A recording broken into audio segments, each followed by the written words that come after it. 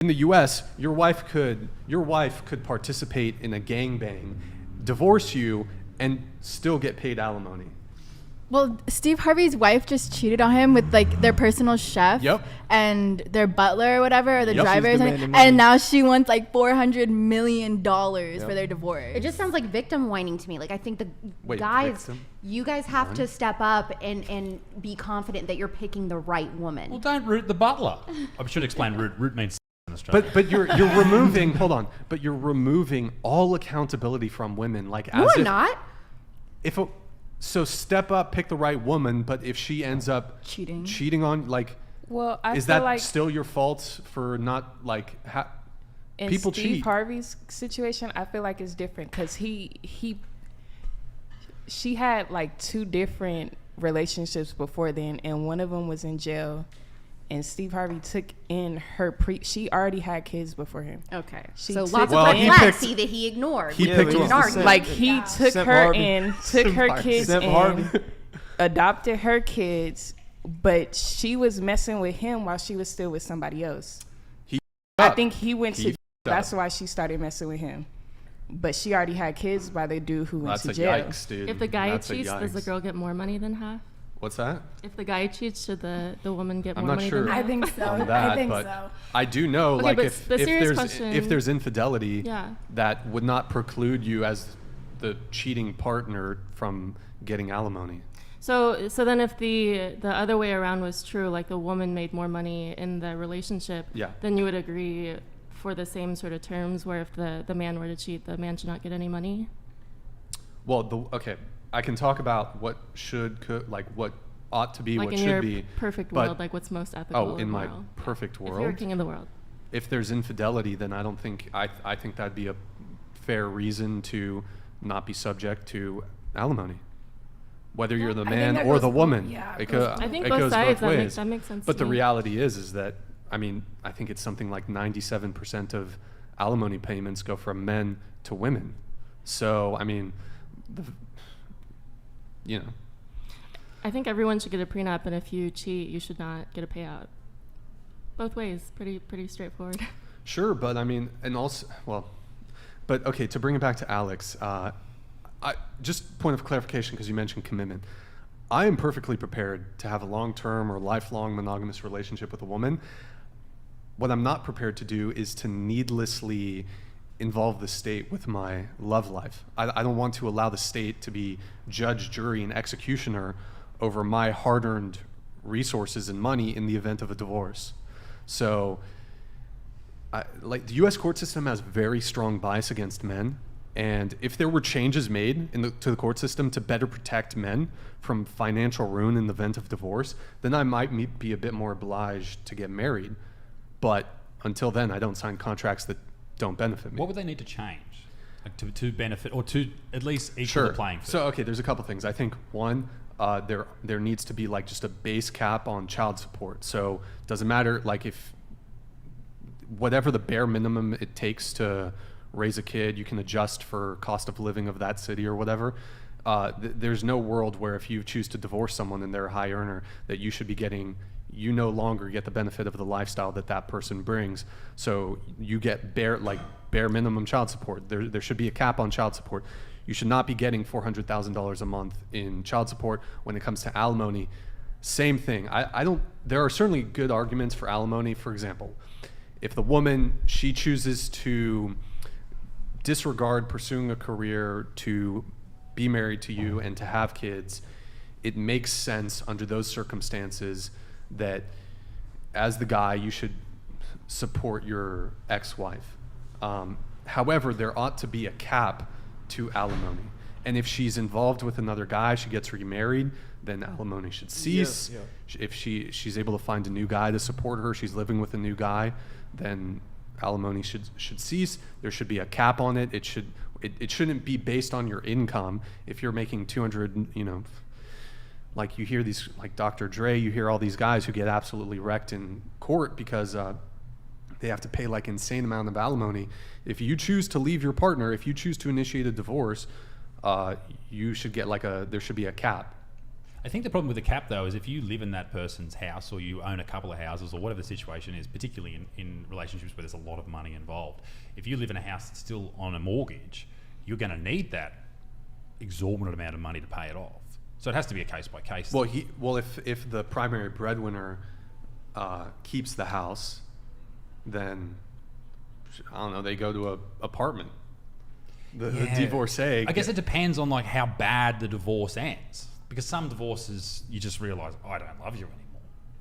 Or it's a horrible situation. Is that a and good? Is not being in love with somebody a good reason to get a divorce? No, I absolutely think so. Absolutely not. And in fact, I think it's inevitable that there will be times in a marriage where you're not in love with the other person, but that is the purpose of marriage. Not me, I'm a DILF. So that you can't just walk out like that. That commitment is what's supposed to drive you. So that even in the lulls, even in the low points, you're still committed to that person. Well, yeah. What are the vows? Till death do us part, in sickness and in health. It says nothing about I'm bored. Yeah, I'm feeling a little bored. I guess I can leave. And I just seen the research today. Some additional research came out that said 54 with infidelity, 54% of women cheat because they're unhappy. And I just want to talk point on that unhappiness that leads to women cheating, and then essentially women cheat to get out of relationships. That just speaks to how unstable that marriages typically are, and how they operate on the whim of a woman's emotions, because women initiate divorce at a higher rate than men do. So that commitment that's made for sickness and in health till death do us part, that commitment is supposed to be honored. So when a woman feels that she doesn't love her husband anymore, or she's bored, or whatever the case may be, those principles are supposed to stand. Those pillars of those principles are supposed to stand. She's supposed to fight through that. And that's when I come back to your point when you said most people get married too young, or they don't know each other. You described how you and your wife developed your relationship. You said that you guys knew each other, you guys learned each other. A lot of people don't know how to properly vet. When they jump into relationships in the infatuation stage, they're not prepared for, we're gonna have these disagreements. Here's where our personalities don't align. Here's where our values don't align. And the minute those things rise to the surface, they want out. And typically it's the woman first, because the woman is the one who gets fed up first. She's the one who gets irritated first. She's the one who gets annoyed first, and she wants out. Typically, men don't expect that, because men, we go cry in the car, we sit, we decompress, we go in our man cave or whatever the case may be, and then we come back, we feeling better, let's have sex, let's make up. But once that woman starts to feel bored or unhappy, the relationship is now in jeopardy. And that's the issue with men picking better women. We do have to pick better women. We have to pick women that we know are going to hold us down. Just like I said, going back to my situation, I seen what she can stand by me through. She stands by me through absolutely the worst of things that she doesn't agree with, because she loves me and she sees who I am and what I will become. So I can honor that. So now I feel safe and secure that if I commit to this woman, I know this woman is going to be here even when she can't stand me, even when she doesn't love me. And that's why I feel that in the future I can marry her. I have a question for the whole table that's semi-related to commitment. And who here's been in a couple different relationships? I mean, I assume probably everybody here.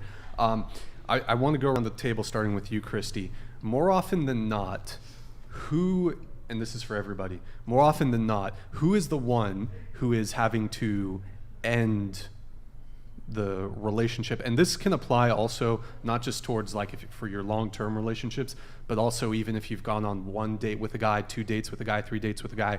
More often than not, is it you that is saying, I don't want to see you anymore, I want to break up? Or is it the guy saying that? So, if you had to attribute maybe a percentage to it, or just more often than not, is it the guy or the girl? No. We'll come to that later. I'm just kidding. Okay, so out of my actual relationships that I count, because you know how you have you've dated exes and then you have girlfriend, boyfriend kind of exes. So actual real relationships, it's usually me because I come to the conclusion that he's not my soulmate and I'm in a relationship to get married, and there's no point of wasting either of our times if I know that it's not going to get to marriage, and sure.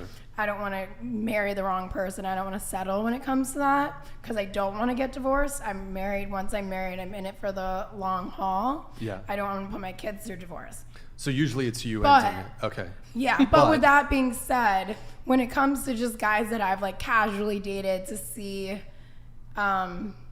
like think it might go somewhere. Maybe you're talking to someone for a couple months, thinks it's gonna go somewhere, doesn't officially go somewhere. It's usually the guy that.